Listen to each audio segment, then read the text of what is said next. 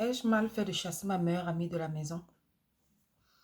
Ma meilleure amie est venue s'installer chez moi après avoir trouvé un travail pas loin de la maison. Et quand elle m'a appelé pour m'annoncer la nouvelle, j'étais contente pour elle parce que ça faisait quand même des mois qu'elle n'avait pas de boulot et que c'était difficile pour elle. Et donc j'ai accepté. Quand elle est arrivée à la maison dès les premières semaines, tout se passait bien. Mais après la deuxième semaine, j'ai commencé à trouver qu'elle se comportait bizarrement. Vous savez, l'amitié à distance, ça va, mais dans la maison, deux personnes adultes dans la maison, ça devient compliqué. Elle ne faisait rien, elle ne m'aidait pas avec les tâches ménagères. Elle se levait le matin, bon, elle travaillait quand même très tôt, donc elle sortait très tôt. Mais le problème, c'est qu'elle finissait à 16 heures. À 16 heures, quand elle finit, bah, elle passe s'amuser. Elle revient très tard, vers minuit, 1 heure. Et quand elle arrive, elle fait tellement de bruit que les enfants se réveillent. Même le jour qu'elle ne travaille pas, elle ne peut même pas prendre le balai pour dire qu'elle va même m'aider à balayer ou quoi que ce soit. Non. Elle rentre du travail, elle a faim, elle mange, elle se sert et elle se sert tellement qu'elle ne finit jamais. Quand elle finit pas, elle verse.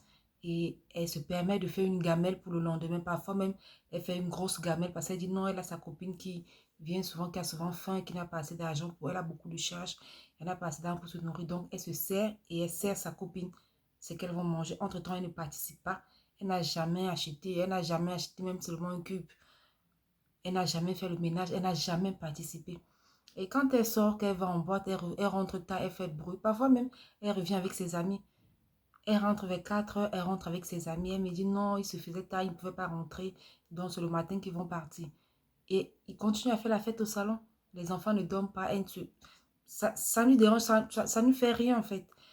Au point où, quand les enfants se réveillent, même elle les chasse dans la chambre. Non, allez-y, allez-y dans la chambre. Elle fait de bruit. Et j'ai essayé de parler avec elle plusieurs fois, ça n'a pas changé. Je me suis dit, bon, elle vient d'arriver, ça fait même pas un mois. C'est très tôt pour commencer à me plaindre. Donc, je vais attendre qu'elle finisse de travailler. Tu vas attendre au moins qu'elle fasse quelques mois de travail, le temps d'épargner avant de partir.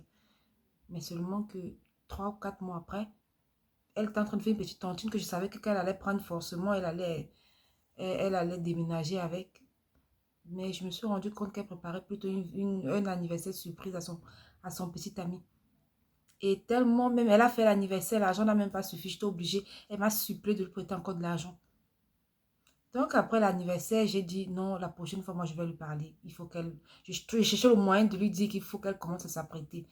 Mais là, je suis rentrée dernièrement, j'ai trouvé qu'elle était en train de frapper l'enfant. Donc j'ai travaillé dans l'après-midi. C'était samedi et dimanche, j'ai travaillé et je suis rentrée très tôt. Elle était en train de frapper mon enfant comme si c'était l'enfant criait. Et là, je me demande qu'est-ce qui se passe. Elle dit elle dort, elle demande à l'enfant de se calmer, l'enfant ne veut pas.